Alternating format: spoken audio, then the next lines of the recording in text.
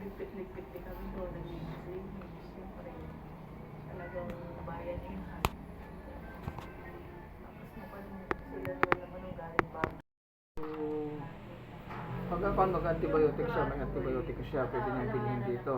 Tapos yung tableta, pwedeng bilhin yun doon sa Mercury Drug o yung sa sa Botica, TGP.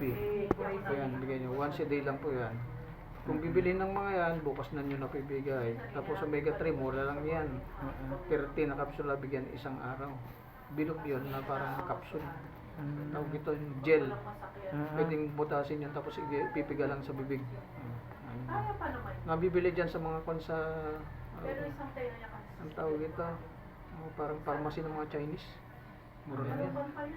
Tapos LCBit, ayun yan. 3 ml once a day. Tobramycin eye drop, ito yun. Eye drop. Sa mata po ito, sa mata. Ayan. Tapos, ayan, 2 drops sa bawat mata. Tapos, ulit siya after kuhan.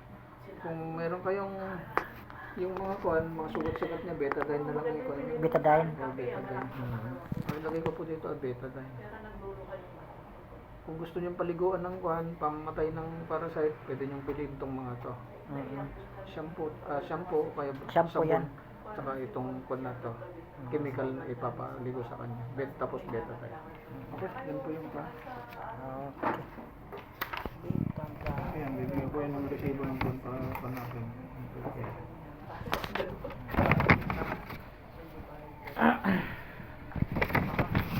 Gagaling po yan, basta balik niyo siya. Oo.